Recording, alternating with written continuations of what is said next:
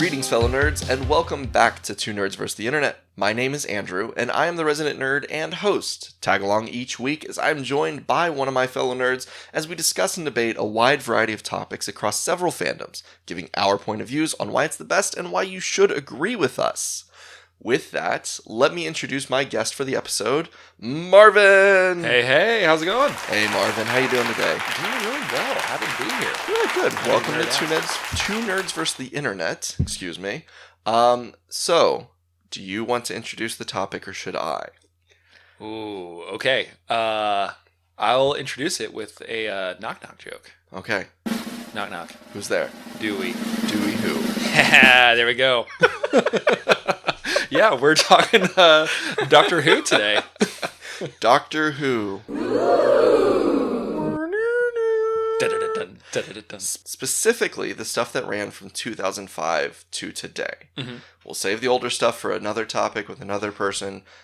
I don't know that much about it. Exactly. Yeah.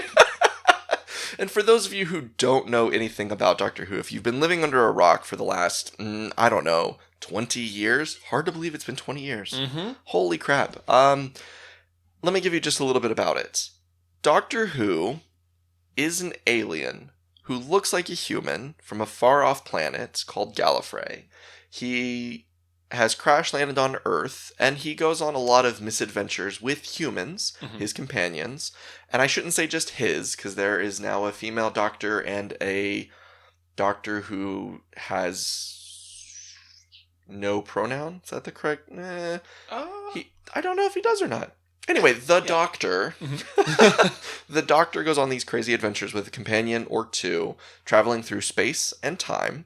All sorts of different misadventures. It could be something as simple as taking a trip back in time to the island of Pompeii the day before it explodes. What could go wrong there? Maybe it's going so far into the future in space that you're on a spaceship that's transporting dinosaurs? Yeah. That could be an interesting one. Or what about a planet with an abandoned library where there's no one there? Which would be weird, because if it's an entire planet of a library, someone should be there, right?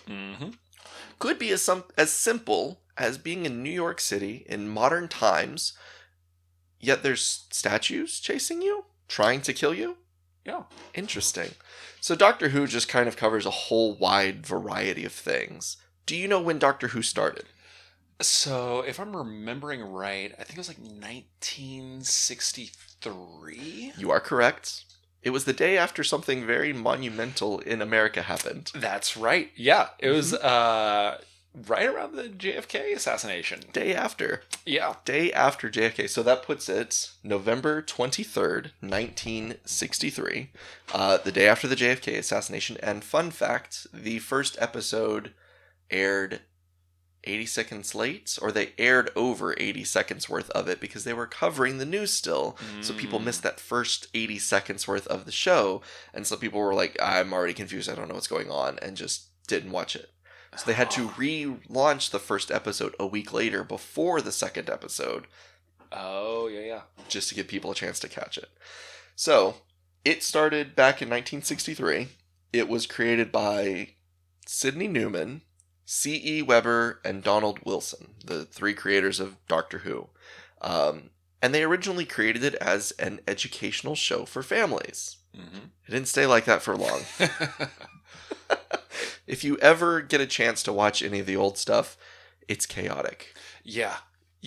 It's I've attempted to go back and watch it, and I got about 3 episodes in, and it's rough. Yeah. The first stuff is it's rough.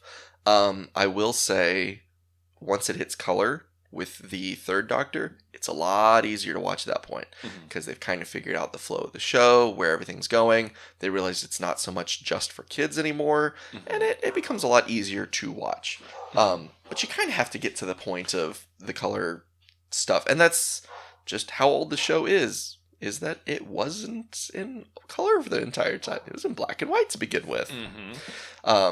So when did you first start being a Whovian, as they're called? Yeah, so this would have been around 2012, 2013. Really? Yeah. Interesting. Yeah. So it's kind of funny because some Marvin lore. I studied abroad in England in 2012 and came back home, and I was like happy to be home, but I found myself like missing being in England like a lot. I was there for 7 months and just like being able to explore and just be. That was the first time I'd lived like away for that long in a completely different place, and I was just like this jonesing for those like little like tastes of being back. So, like having my cider and just like all those like little like things of like British culture. And my roommate at the time was like, before studying abroad, had been like, hey, have you thought of watching Doctor Who? Or you should watch Doctor Who, because he was a big Whovian. And I was like, I don't know. And sure enough, it just took a trip to England and back for me to be like, nah, I'm jonesing for something British. So fish and chips wasn't going to cut it. Making your own sausage rolls wasn't going to cut it. Exactly. You had to watch some Doctor Who. Yeah. Okay. Yeah. Okay. So my roommate was like, oh yeah, you should start from the top, Ninth Doctor. Yeah. And I was like, okay, sure. And it took me about 2 tries to like get into it. So what was the first of Doctor Who you started watching? That's an important question. Oh, yeah. So I started with the Ninth Doctor. Okay. And it was one of those episodes where like I knew it was sci-fi. I knew it was like still like early. So I was like, okay, like, I'll give it benefit of the doubt. And just the CGI and practical effects were in such a way where I was like, oh, okay, yeah, this is, I was going to buckle in for this. And, and then I got about halfway through it was the Autons, which are these like mannequins that come to life and which are like villains from the classic series. And this is all stuff I've learned like afterwards, but I was like, all right, cool. And if you could see Marvin's face right now, it's just and then but yeah, I got a couple more episodes in and I was like, okay, like, and I was kind of like spotty with like watching it. I was like, okay, you know what? I'll just try it again. So like went back one weekend and watched it all the way, like caught up back up to where I was. Yeah. I was like, okay, no, like I'm locked in. Like this is actually like pretty good. And I can see the vision and appreciate the goofiness with it. And then just ever since I've just been watching it. Hey, there you go. I will say I feel like you picked an interesting way to go about it. But with that, I've got a question. But before I ask the question, a little bit of background for, again, people who may have lived under a rock and don't know what Doctor Who is. You've heard us mention the Ninth Doctor, the Third Doctor, things like that. What this is that the character, the Doctor, can reincarnate and regenerate, more accurately, because of special powers his race has that allows him to come back and be a new version of himself, which is just TV talk for we've ran the contract out of the current person, it's time to hire in a new cast and take the show in a slightly different direction, which is essentially what they would do every time, but that was okay. It worked pretty well for what they wanted to do. So the Ninth Doctor, starting in 2005, was the 9th incarnation, as of that moment in time, the 9th incarnation of someone to be the Doctor. So, with that, who is your favorite Doctor? Is it the 9th, or is it someone else? Because I have a point to this. Man, I thought you would ask that, and I've been thinking about this for a while. Yeah. I think it depends on the day. Okay. Or like, it depends on where I'm at. So it's like the fan favorite, I think, is the 10th Doctor, David Tennant. Yep. Which I would say is like one of my favorites. Sure. In terms of like personality, I think I line up with Matt Smith's 11th Doctor. Okay. I think that's kind of where we like overlap quite a bit. I've also come to really appreciate Peter Capaldi. Interesting. And his like, I don't know, curmudgeon-ness, and his monologues curmudgeon-ness are like some of the best. Like I think he gets like some of the best writing in terms of like monologues. And like there are some episodes where I'll watch like just for that one where he like draws the line in the sand. It's like I'm the doctor and like yeah.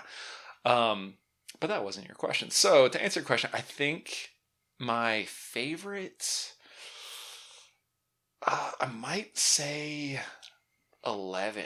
Okay. Yeah, and like I'm coming to I love Shurigawa as 15. Yep.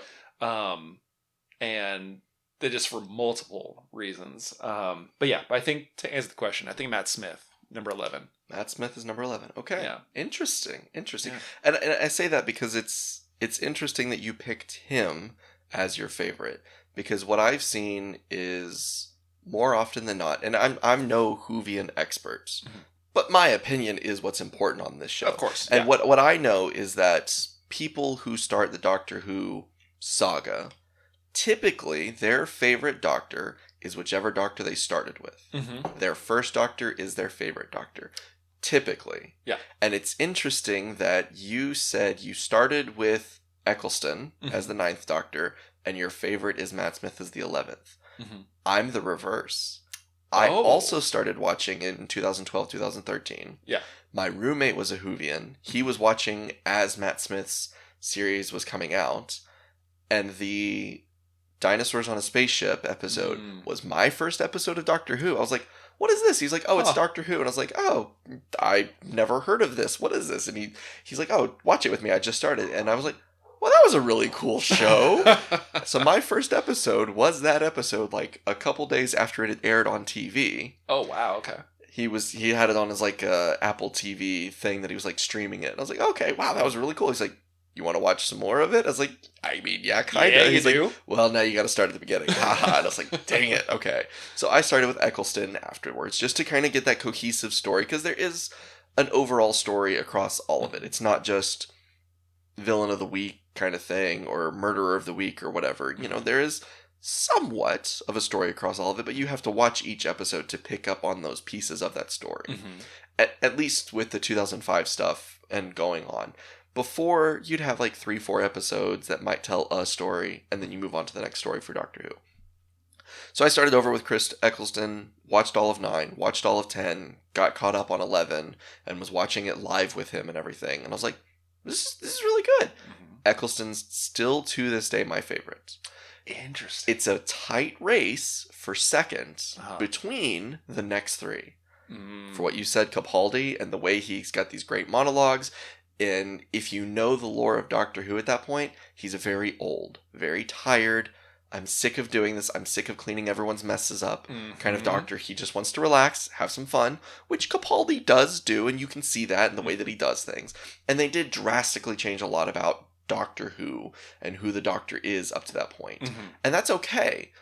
But what Capaldi brings to it is still, I'm in charge of these situations. I know what's going on. I'm just letting you people have your fun because I'm trying to not dictate everything. Mm-hmm. Because Matt Smith was kind of there as the one fixing so much that was wrong and having to be the caretaker and having to be the one protecting everyone. Mm-hmm. Especially with the way that he ended with the Time of the Doctor episode. Yeah. You know, that was phenomenal stuff. Mm-hmm. But it gave way to Capaldi. And so Capaldi's got a tight hold on second with Matt Smith right behind him. Mm-hmm. And David Tennant's not far behind. Yeah. And I'm not going to say he's in 4th because he's the worst. It's like, if you could give points to each of them and say, I think that Chris Eccleston gets 100 out of 100 points. Mm-hmm. Okay, Capaldi's got like 94 out of 100. Matt Smith's got like 93 out of 100. David Tennant's got like 92 out of 100. They're all like right there. Uh-huh. Yeah, no, I get that. They're all right there. It's super tight just because of each one brings something different to it. And that's the thing that everyone loves about Doctor Who is you can latch onto your Doctor and watch just your Doctor's stuff over and over and over again. Mm-hmm. Same with that. Everyone has a companion that they love and a companion that they hate. Mm-hmm. I can't stand Donna Noble. Really? I can't stand that woman. Do you know what my favorite episodes of David Tennant are? Which ones? Donna Noble episodes. Uh-huh. I can't stand her. Yeah. The Library is a fantastic episode. Mm-hmm. The Turn Right episode that is very, very Donna heavy. Mm-hmm. Great episode. Can't stand Donna. It's a problem, man. Yep. Some of my favorite Doctor Who episodes have the worst companion, in my opinion. Yeah, that's interesting. Because I think at first, it took a while for me to, like, come to, like Donna. Yeah. Because she is featured in an episode before she becomes, like, the official companion. Right. And so, like, in that one-off, I was like, okay, like, she's fine. Yeah, and then whenever she comes back, I was like, okay, we're going this route. Interesting. But then there's just something about their dynamic that I just came to love. I'll give it to you. Their dynamic is very interesting. The way that they play off of each other. He's what does she call him? The Scraggy Man. Yeah. Either Martian or but yeah, Scraggly Man. The Scraggly Man. Yeah. And she just thinks so. Not that she actually thinks little of him, but the way she acts around him is thinking a little of him, like, oh, he's just a mess. He doesn't even know what he's doing. And there's not even a chemistry between the two of them in that there could be some kind of a relationship, because that's somewhat of a reoccurring theme with the Doctor. You look at Rose, you look at Jones. Oh, Martha Jones, and you look at even the girl that was with Capaldi. Oh, Clara. Yeah. They're at her end, or they're at Matt Smith's end. There's kind of that will they, won't they? And even, Amy. Huge will they, won't they? Well, it starts off with, like, the very, like, rom-commy kind of stuff. Yeah. And that's a prevailing thing with the Doctor and his companions. He doesn't usually ever go for his companions because he's thousands of years older than them. But then you had David Tennant and Rose, like, how that ends. And that's like, and that was just heartbreaker. Yeah. But then going back to Donna, she's not interested. She sees him as like an old chum she could just hang out with, pal around with, go get a couple drinks, mess something up, break something on the way home, and laugh about it the next day at breakfast. Just two best friends exploring time and space. Exactly. Yeah. And it does make their dynamic a lot more interesting in that regard. I just can't stand her personality. That's just me. That's my opinion. So, question for you. Do you have a favorite companion? I mean, Rose is such an easy one to pick. But it's just too easy to say that it's Rose. You know? Gosh. I did really like Clara. She balanced out the both of them in different ways. And I thought that was something even different than what Rose brought to it. Because, you know, Chris Eccleston's just here doing his thing as the Doctor. And he, as we learn more about who he is and what formed his version of the Doctor, which even then, I think they wrote some good stories after the fact to make sense for how he acted as the Doctor. Oh, it's post-war, oh, it's all these things he's seen. Because he was always so lighthearted and so happy until shit hit the fan, and then he said, nope, we're not doing this. And he took charge of the situation instantly, and Rose is just like, whoa, who's this guy? I like him, he's cool.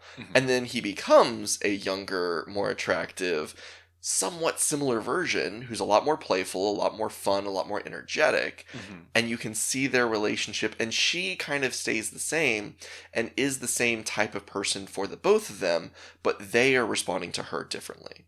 Whereas Clara, she is the same for all of Smith, and then she kind of has to shift who she is because of how different Capaldi is. And she becomes somewhat of a different person.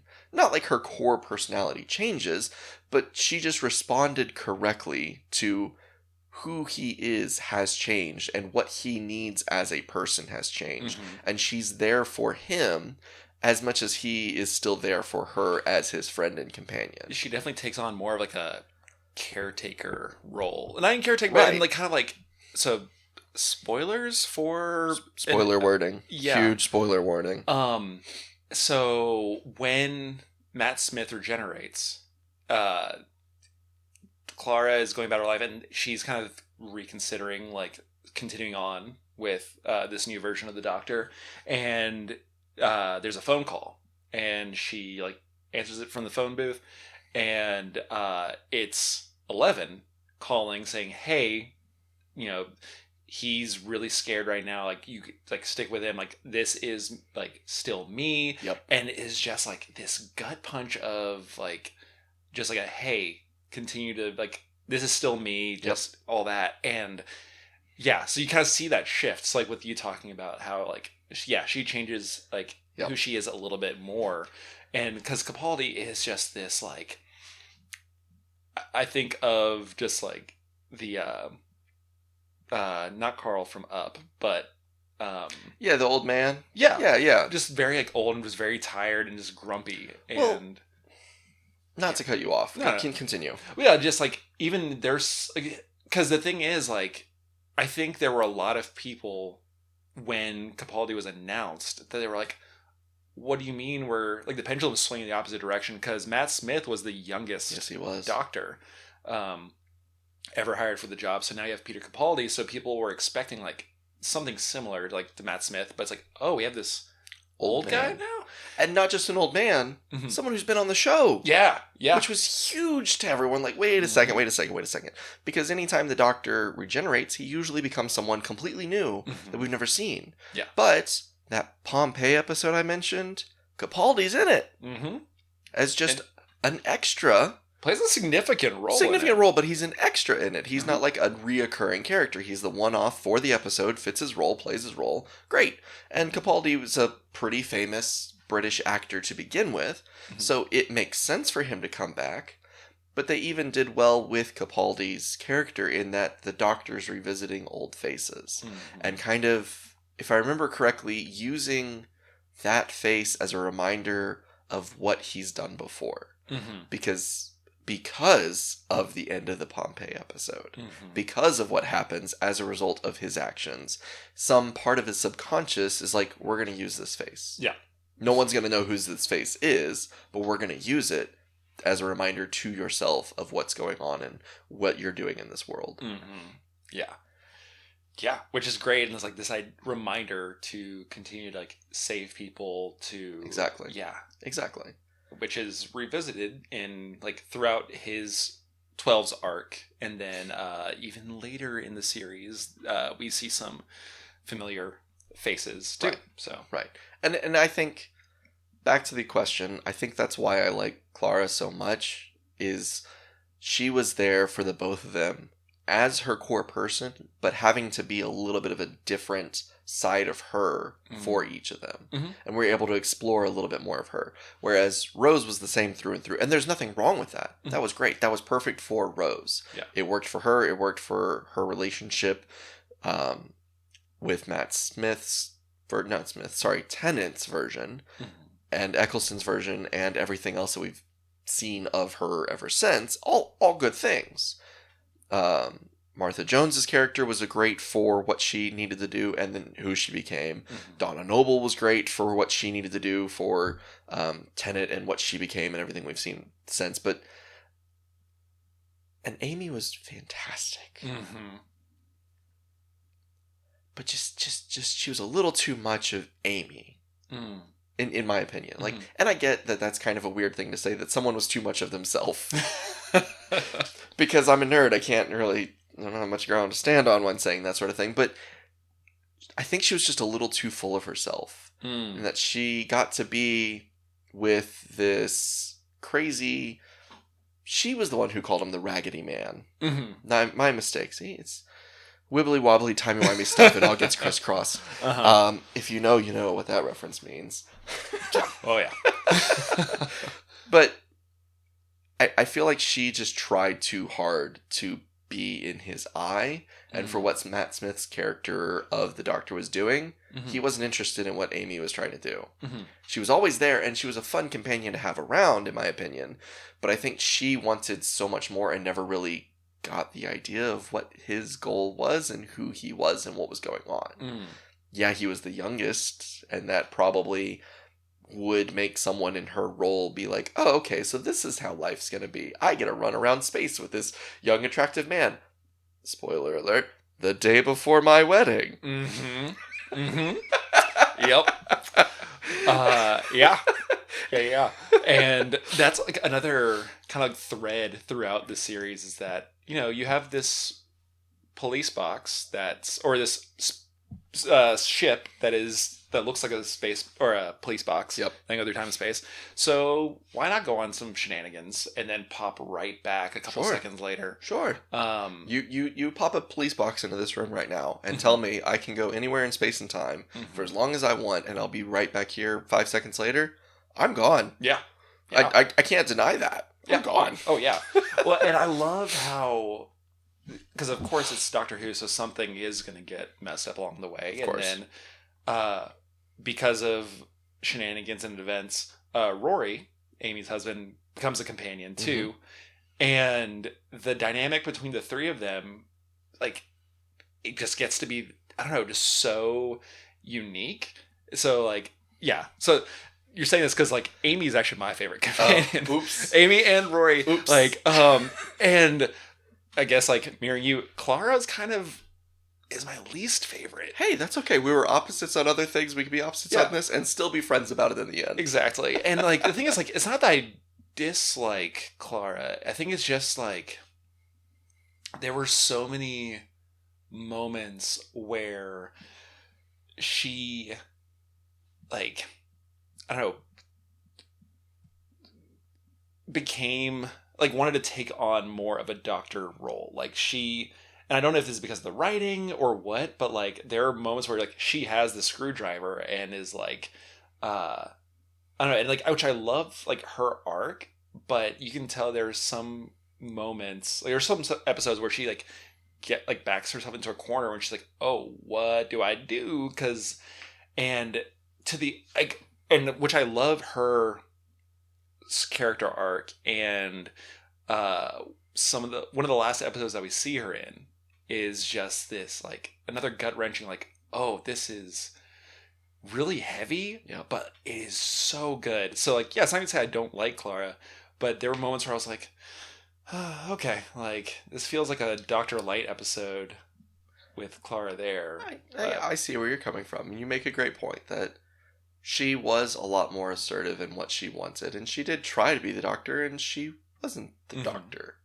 But at the same time, that's something that I thought was interesting about Capaldi is he didn't necessarily want to be the Doctor right then. That's true. Yeah. Not to say that he didn't come in and ultimately save the day, but like I said earlier, one of the things I liked about him is because of everything that's happened to him and what got him to that point in his life, he's very much so like, you know what? I'm just here to have fun. I'm going to roll in on a tank into the middle of a Viking fight, playing an axe guitar. And everyone's going to look at me and just be like, what is this wizard man doing? And he's just not going to care about what this might mean to the time stream and the time continuum or any of that stuff.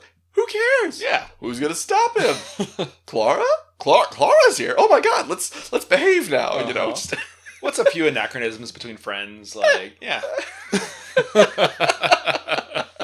So, what's been your favorite aspect of Doctor Who? You've had, like I said, 20 years, because it was actually March 26th, 2005, which at the time of us recording this was right over a week ago. Yeah. That this came out. So that's 25 years of Doctor Who, which is another little fun fact for you. America didn't get Doctor Who until the 70s, and it was all sorts of reruns and syndicated episodes played on PBS.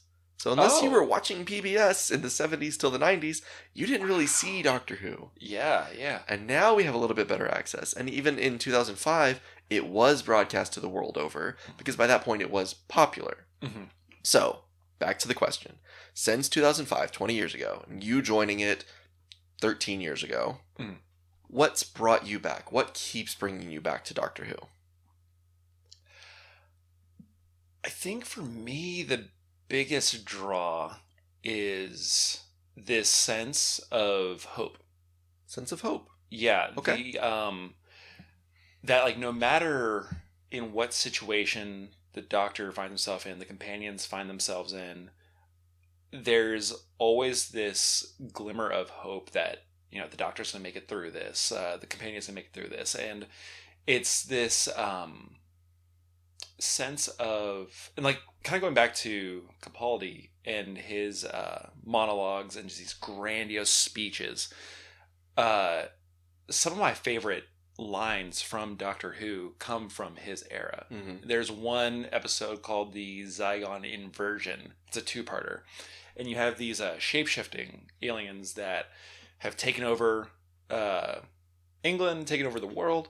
And they're on the brink of this like global war. Mm-hmm. And because they know that like if they shift to their alien selves, like people are going to freak out. And it's going to be like, this is kind of like this, I don't know, like, can you trust your neighbor, all that. And it gets to this point, and actually as I'm saying this, I'm like, oh well, this is a Clara episode and I loved this one, so there you go. See sometimes the companion you hate has the best episode. True, yeah. And so one of the Zygons takes on the form of Clara, so it's like, all right, which one's the real Clara? And Capaldi has this incredible speech that I get chills from every time. And he talks about how it's like this scale model of war. And it's like you have the Zygon, Clara, and Clara have these like boxes that are just like you push a button and it like will either bring down the veil of the Zygons and people will freak out, or it'll set off nukes. And like, yeah, so it's all this, actually, and I realized I misspoke because it wasn't Clara versus Clara, it was Clara and the head of unit, which is a whole like department in the British government that like responds to aliens in the world. But anyway, Capaldi has this quote where he talks about like, this is a scale model of war. And you know what's going to happen to you Zygons when you act out and then you get the world exactly how you want it. You have everything neatly prepared. What's going to happen when there are people like you that are wanting to go against you? Right. And it's just like, and it's just this beautiful speech, and like the music just hits perfectly. Another one is with the regenerations. So I don't remember the whole thing, but one of the quotes that always comes up, or that I always remember from Capaldi's regeneration is always try to be nice and never fail to be kind. And just one of those ones like, oh yeah. And I've just taken that like to heart. Yeah. And then 11 has another great one about like how as he's regenerating, how he says, you know, we're different people all throughout our lives, and that's okay, that's good, but always remember who you are, like your core, and always like as you keep growing, always remember who you are. And okay. Yeah, so it's just this sense of hope and just like yeah, I don't know, I think that's what is always, and I'm able to like take different things from each Doctor, but I think those are the things that really sit with me, and yeah, that I've just loved and has like brought me coming back over and over again. And I think that's a great reason to love Doctor Who, because it's one of those shows that has something for everyone. Mm-hmm. You know, at its core, it's a sci-fi show about a crazy alien traveling through space and time and getting to go on all sorts of wild adventures like we talked about so far, and taking someone along for the ride, and just them getting to see these insane situations that they would never get to see normally. Mm-hmm. And how someone who's seen it all and done it all is able to handle these kinds of situations. Mm-hmm. And to your point, there's always hope. The Doctor's going to come through. The Doctor's going to find a way. The Doctor's going to help save not just the day, but humanity or the universe or whatever's at stake today. Mm-hmm. Even if it feels hopeless. And that's something that's really nice about that show, is that while each episode you know is going to come to a close, either at the end of this one, maybe at the end of the next one, maybe at the end of the one after that, the Doctor's going to find a way. Mm-hmm. And that never distracted me from the show of like, oh, there's still more episodes in this season. Oh, they'll just regenerate the Doctor. It was always in that moment, oh my gosh, how's he going to get out of it this time? Mm-hmm. Oh my gosh, what's going to happen this time? Oh my gosh, is the companion going to make it? Mm-hmm. Because they can't regenerate. Yeah. And that's always kind of a fear. It's like, oh my gosh, what's going to happen next? And, I think that's a good point. And like I said, it being a sci-fi show, the science fiction side of it is prevalent in some episodes, and it's not so prevalent in others, and that's okay. It doesn't have to be in every single one of them. Sometimes it's just a fantasy show.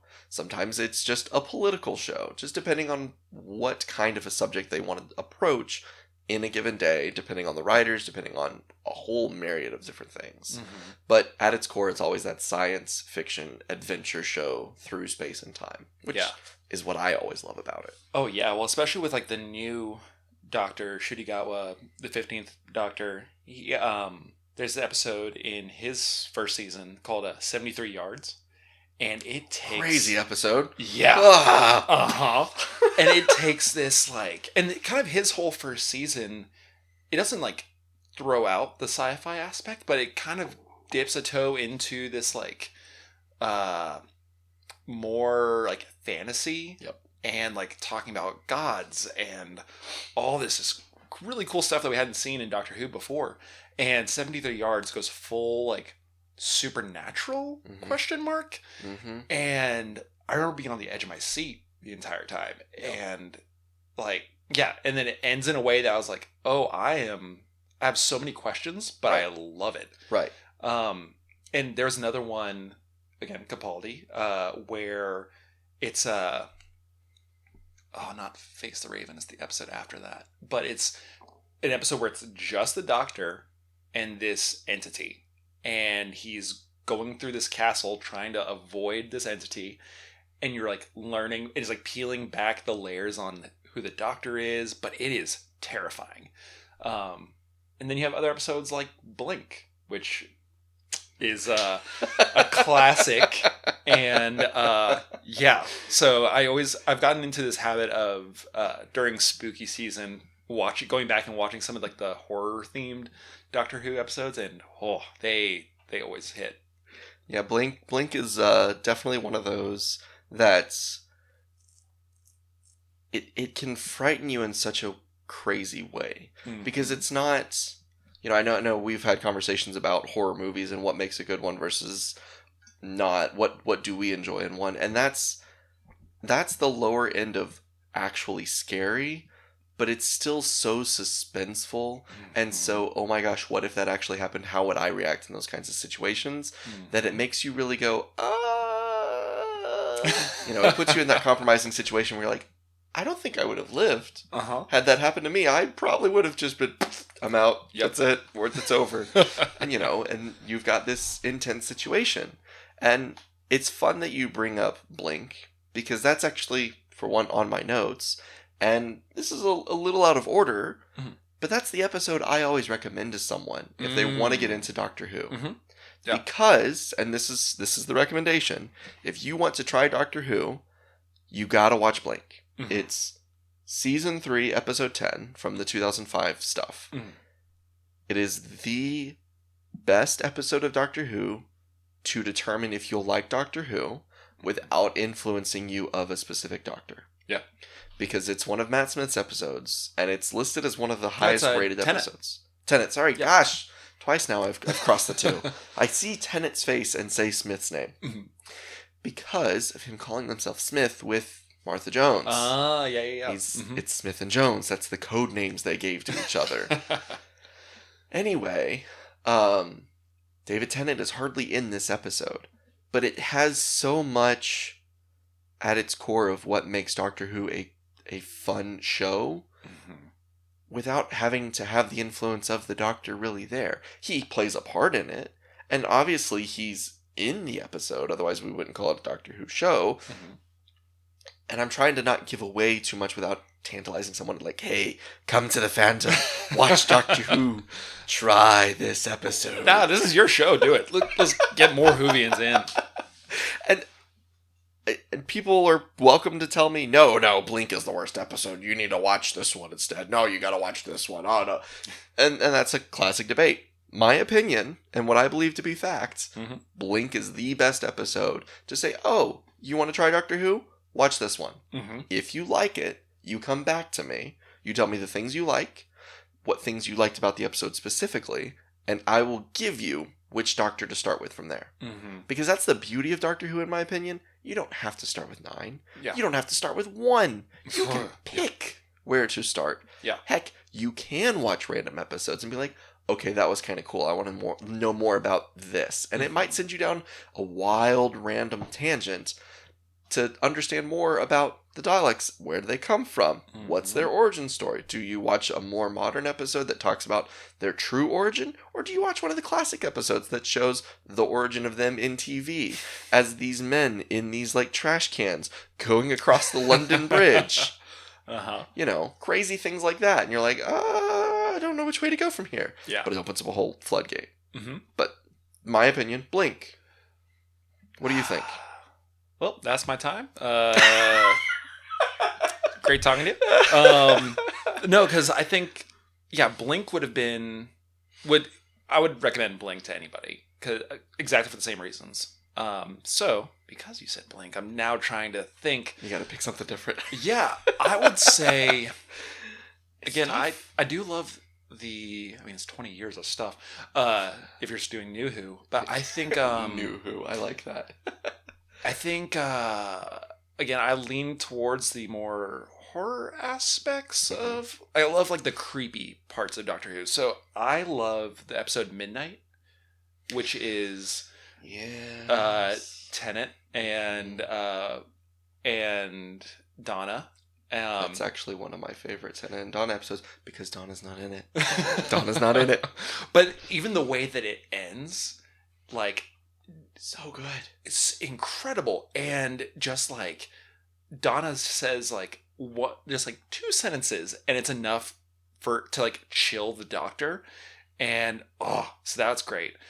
But then to kind of like thinking of an episode that covers like all the bases, I would say the 11th Hour, Matt Smith's first episode, because I think that's like, as long as you go in knowing like, okay, the Doctor has the TARDIS, lands, is post regeneration, but you get like some kind of like fantasy elements with it, and it kind of like is like kind of like a little fairy tale, because that's when we first meet Amy.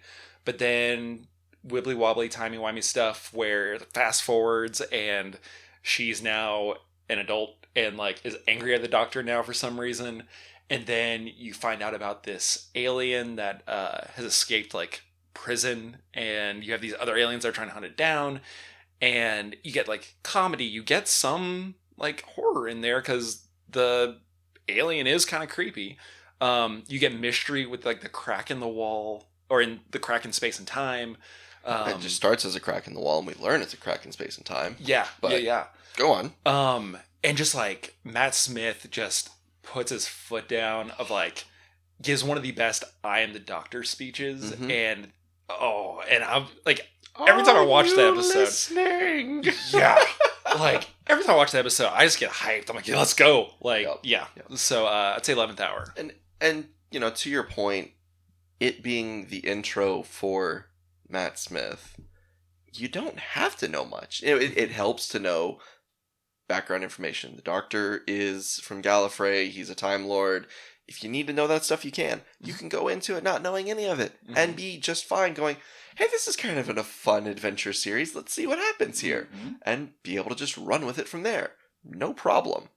And I mean, we could obviously talk forever about that, but that's, again, something I love about this show, is every episode feels a little unique. Each Doctor brings something unique to it. Each person portraying the Doctor, I guess I should say. And there's obviously highs and there's lows in every series. Oh, yeah. And that's just part of it. But I feel like Doctor Who is fairly consistent. You know, it's not rated the best show ever. It's got to be pretty good for it to have had 26 seasons before it even got a reboot. And that was, you know, from the 1960s to the 1980s, 90s? Yeah, and even in that time, they had like the Big Finish, like the written series and like comics and all that. Right. So, yeah. And it's crazy that it had that much of a popularity for that long. I think it still holds the Guinness World Record, and will probably hold it for a long time, of the longest running science fiction show. Yeah. Yeah. Good luck breaking that record. Yeah. But, there's always something for Doctor Who fans out there to be able to pick up on. You can go back and watch an episode you've seen a dozen times and go, oh, there it is. And you're like, yep, of course. How did I miss that? And it's just one of the craziest things about it. So I've got a question for you. Go ahead. It's kind of like a two-parter. Okay. So you mentioned this room that we're in. It just so happens a TARDIS did appear. Where are you going first? Are you going in space or are you going in time? That's a tough question. It's a tough question. I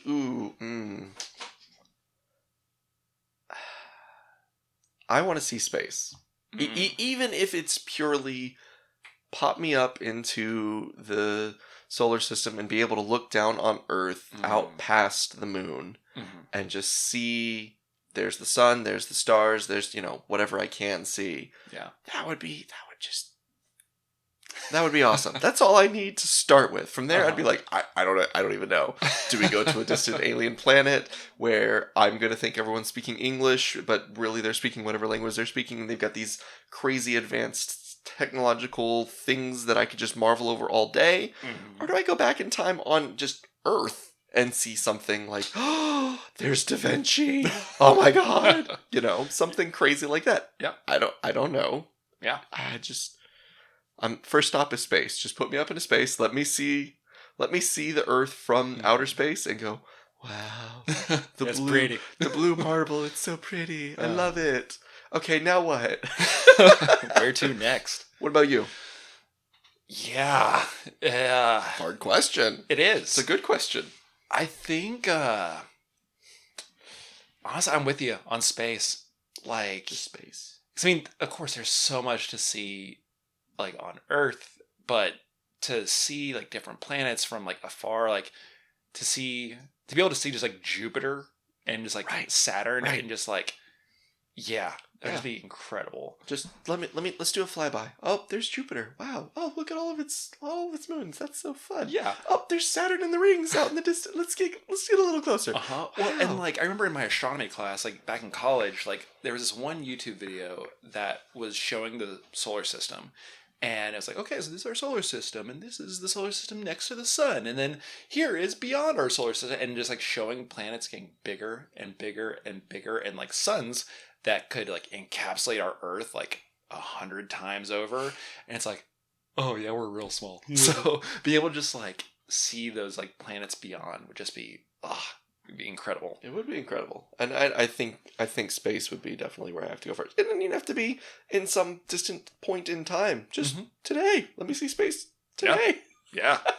Yeah. That's the sciencey part of me. Like, oh yeah, just space. I don't even need time yet. Just let's focus on space. Where can I go in space? And then as a follow-up question, when in time? But see, that's the hard part, because part of me wants to go forward in time just to say, haha, I traveled forward in time. But then you can say the same, haha, I traveled backwards in time.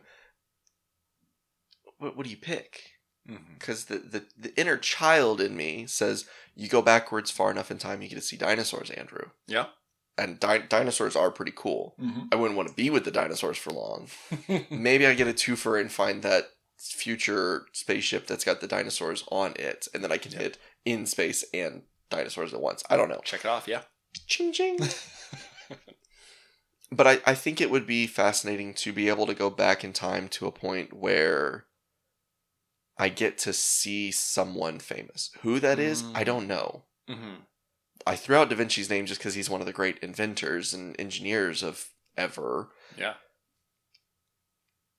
Obviously, with the TARDIS and its abilities to be able to translate anything I say and anything he says so that we're communicating with each other. But what would I even say to Da Vinci? Yeah. Big fan of your work. What? Big fan. What? That's a tough one, because I feel like with anyone that you think, oh, I'd love to go back and meet Jesus, but what do you say? How do you act? What point in time do you meet him that makes sense and doesn't mess with anything? Yeah. Because you're not going to meet him those last couple days.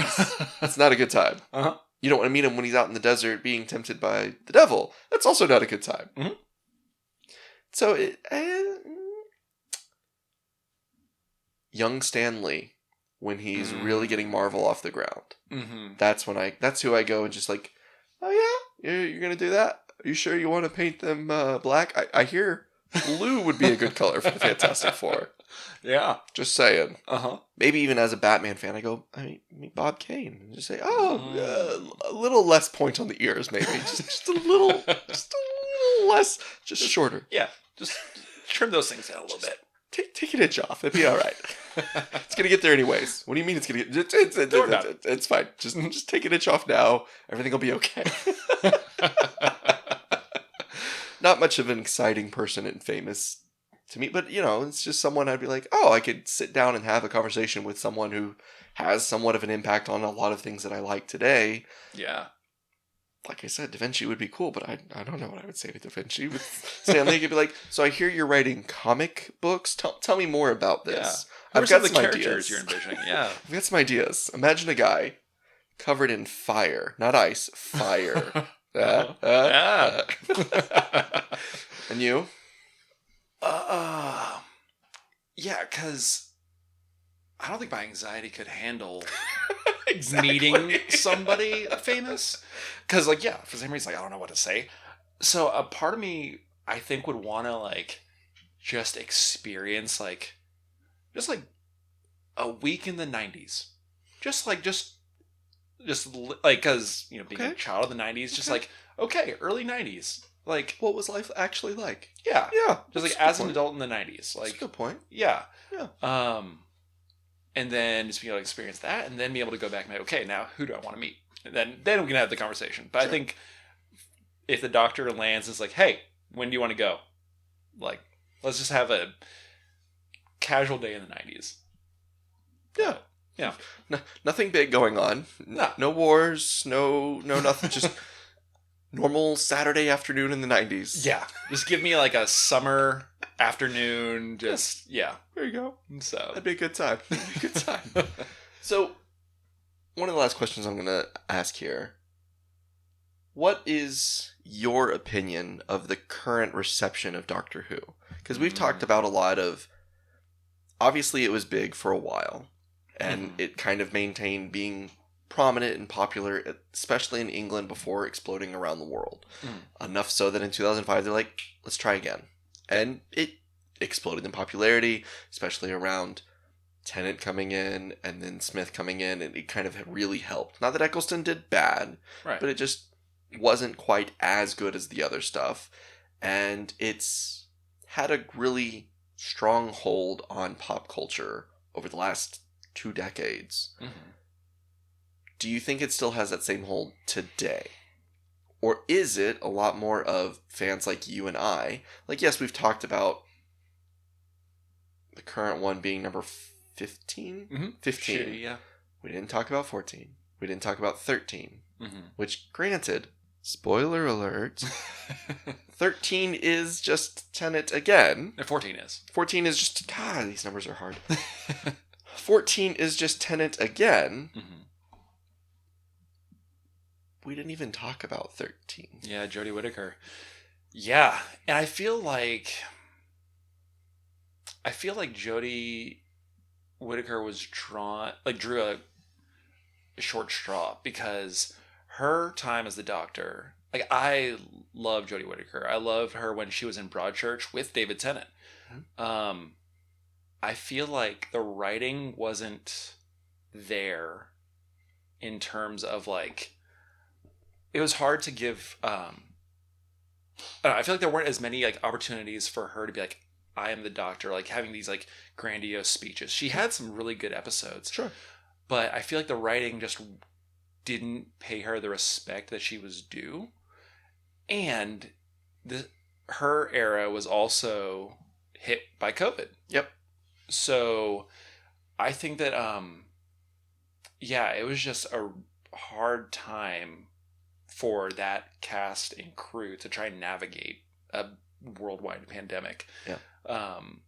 But it was also really, they got creative. I think that was an invitation for them to get creative with some of the episodes. Yeah. And it kind of goes back to earlier with like the Doctor being the sign of hope, because like I knew that I could still watch Doctor Who, and like what they did with Flux, like there were some parts of like her last time as a Doctor called Flux, which is I think 6 episodes. It was a shortened season, but there were some really cool things that they did, and the cinematography was great and all that. But yeah. And then 14 was fun. It was a way to celebrate the 60th anniversary. And again, spoilers, you get to visit Donna again and see where she's at in life. You get Donna again. But yeah, I think where Doctor Who is now, because I'm still following up, but keeping up with it, because as of this recording, the newest season Doctor Who, which I don't agree with how they did this, but season 2 of Doctor Who, which is season... I lost track now. But the newest season of Doctor Who... Season 2 for Hulu/Disney. Right, yeah. So the newest season of Doctor Who starts April 12th, which I am hyped for. Yep. But yeah, as of right now, like I've been watching YouTube videos on it and just getting myself hyped up.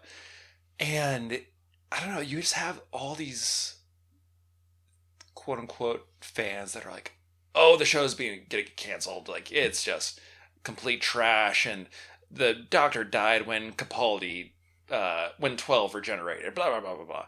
And I think that, I don't know, just, again, not every show is going to be hitting home runs all the time. No. And that's par for the course. Right. And I think that I don't agree with how, whether it be BBC, Doctor Who shortening the seasons, because I want to have more time with this iteration of Doctor with 15. Right. So like there's some like meta things that I disagree with, but in terms of like content, I've loved the Doctor, like how the direction they've been going. The goofy episodes are gonna be goofy episodes, but when they hit, and I think that this time of being a Doctor Who fan, it should be an exciting one, because it's like, you have this Disney budget that's able to make things like look truly like cinematic. Oh yeah. And I don't know, just like the personalities of the Doctor, and just, it would be, I think it's good for them to be like taking risk and just thinking outside of the box, because Jodie Whittaker was the first canonical female Doctor, and you have Ncuti Gatwa, that's like the first Black Doctor, and just the representation there is just amazing, and the fact that like truly anybody can be the Doctor now, like the Doctor can look like anybody. Absolutely. So I think this whole argument of like, oh, Doctor Who's gone woke, it's like, no, like Doctor Who was educational, and like it with David Tennant and Christopher Eccleston, like they've had all these episodes where they've commented on what's going on in the culture now, and absolutely. So it's like, can you really say all this stuff about these new Doctors, new iterations, and like just completely not look back? No. And yeah. And to your point, I think Jodie Whittaker got an unfair shake. Mm-hmm. I'd love to see her come back in some kind of a special. Oh, multi-doctor, being able to have a multi-doctor type thing, and just her assert herself as, hey, I'm still important here. Mm-hmm. I do think there has been too much controversy around it. Mm-hmm. In my opinion, is, like you said, this has been in all the different episodes. But I think what's different is people are paying attention in a different way now. Mm-hmm. People are starting to over-critique and over-analyze things. And so for that, a lot of writers are kind of over-correcting and making sure to make a point of some of these things. Mm-hmm. So as if to say, hey, look, hey, we're doing the thing that everyone is paying attention to right now. And that's something I disagree with. I don't think the writers should have to go out of their way to make a point of, hey, look, we have a drag queen in our show. Yeah. You put a drag queen in the show, I don't care. It's not going to bother me one way or the other. And I thought that she did a great role for the she's the god of music. Yes. Yeah, I thought that was great. That was fantastic for that role. I know some people who are very upset. They're like, why is there a drag queen in Doctor Who? And I'm like, it doesn't matter. Yeah. But I think at times, sometimes the writers of these shows sometimes go a little too far to be like, hey, look what we're doing to be inclusive and excited and everything, instead of leaving it to be relevant for the relevance sake. You know, have a drag queen in your show. Great. We've moved on. We had a drag queen. Keep going. Let's have Jodie Whittaker be the important figure she can be without having to say, I'm a woman! We see that. We get it. Let's be the Doctor. Let's have our adventure. Let's show that anyone can be just like anyone else and not have to draw attention to the differences while accepting the differences. And that's my opinion. Yeah. That's my thoughts. I want everyone to feel included. I want everyone to enjoy the Doctor for the same reasons I enjoy the Doctor. I just hate all the turmoil around it right now of people thinking that it has to be theirs because that's the way that it was for them. Right. That's not what it's supposed to be about. Exactly. And, like, it's been... Because, like you said earlier in this episode, like, it started off as, like, a kid show. And it's... I think, like... I mean, it's definitely evolved from that point. But I think, like, being able to just, like... And going to Comic-Cons and seeing...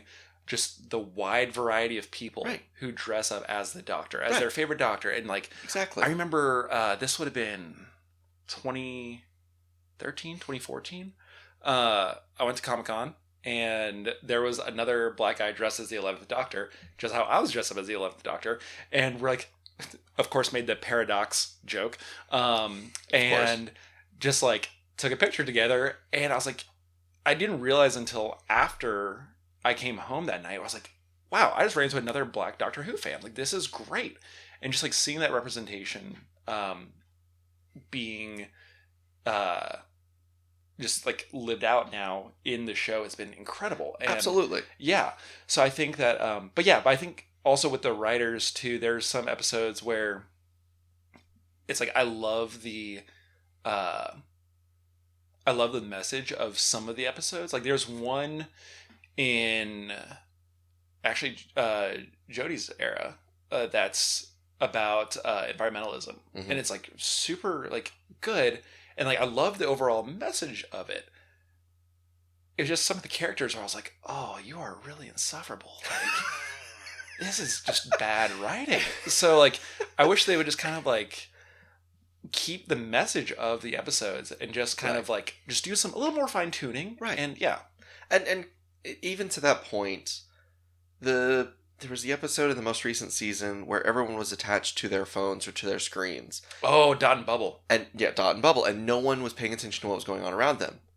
Okay, well, that was the whole point of the episode, and that's all they had to do. There's another one of those Dr. Light episodes that I really liked, and it gave a good message of, hey, are we just a little too attached to our screens and our perceptions that everyone else has of us? Are we just a little too dependent on a phone without having to, like, make some weird, obscure point? And they just told a story using that as a plot device. You know, and I think there are some episodes that just do fall flat. You know, as many episodes as they have, they're going to have some that do. And I think it's because they kind of try to beat you over the head with the points too much. You know, instead of letting the episode tell its own story, letting the concept telling its own story, they're trying just a little too hard to get across a point that we're all sitting there going, I get it. I get it. My space adventurer who's going through time and space, he gets it too. We all get it. Why are we harping on this point? Yeah. That's just my opinion. I'm of the mindset, let the Doctor be the Doctor. Be inclusive. I'm glad there's been more representation of different types of people representing the Doctor. Having a black guy and having a girl represent the Doctor, fantastic. The Doctor's never supposed to have been just an old white guy. Like I said, the Doctor at their core is an adventurer. Mm-hmm. Let him be an adventurer. That's all I ask of the Doctor. Yeah. That's all I want. I don't care who's leading the adventure. Let's just go on an adventure. Uh-huh. Let's go have some fun. Yeah. Let's go somewhere new. Let's save the day. Yeah. That's all I want. Yeah. All right. Well, Marvin, it's been fun. Thank you for coming to talk with us today. Any last thoughts? Any other recommendations? I know we kind of talked about Blink at the beginning. Yeah. One, thanks for having me on the show. This has been great. Of course. I feel like I can just go on and on about Doctor Who. I think that if you just stumbled upon this episode and this podcast, like, one, keep listening because it's going to be amazing. And two, I think just if you're interested in Doctor Who, like, just jump right in. Like, be open because, like Buffy, like other just like sci-fi and supernatural shows, like it takes a little bit of getting used to, but once you're in, like, you'll find some very like passionate fans, some great episodes that have just like such important messages.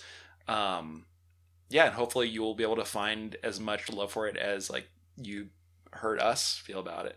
I think that's what I gotta say about that. And if you're not a fan of TV show watching, which if you aren't, I'm confused why you're listening to a podcast where so far I've talked a lot about different TV shows and things. Mm-hmm. There are other ways to consume Doctor Who. Mm-hmm. I've got books on just Doctor Who, novels of different doctors and different adventures that may or may not have been on the TV shows. Mm-hmm. I've got comic books of the different doctors on different adventures. Mm-hmm. If you're a super fan of the Doctor and you didn't know this, there is an RPG. Oh, yeah. There's a tabletop RPG you can play where someone can be a doctor. Usually it's the DM trying to not let one person have superpowers. The Doctor comes in clutch at the last second, being able to use the sonic screwdriver just in time to save the day. The Doctor casts Fireball. Of course. Oh, that'd be a scary time. But everyone else gets to be a companion with the Doctor, which is kind of fun. Yeah. So there's so many different ways you can enjoy the Doctor, including... Have you done any of the audio stories that they've done for the Doctor? Yes. Those are great. I actually was listening to the Fourth Doctor's one called The Scratch Man, which again, kind of like a scarier tale, and it was good. Some of those are great because it's just, it gives you all of the feel of being able to watch the show when you can't watch the show, or just more of it when you don't have a chance to watch it. Right. And I think too, with kind of like the different ways of being able to ingest Doctor Who, and like for a show that's been on for so long, just it's been really fun to like now be like a Whovian and look back at other forms of media that I've taken in that I'm like, oh, that's a Doctor Who reference. That's a Doctor Who reference. Like, you got The Simpsons, you got the Lego movie that has the Daleks. Yep. And then if you're a fan of Community, you have Inspector Spacetime, and like Troy and Abed go on a Inspector Spacetime convention, and it's like, oh, I've definitely run into these people before, and they have get into a whole argument of like the British version versus the American version, and so it's like this show has just gone on through time and for so long, and it is hopefully we'll get another 60 years out of it. That'd be fantastic. All right. Well, Marvin, thank you again for coming to hang out with us today. It's been great talking to you about Doctor Who. This has been Two Nerds vs. the Internet. Thanks for listening and have a great day. All right, thanks.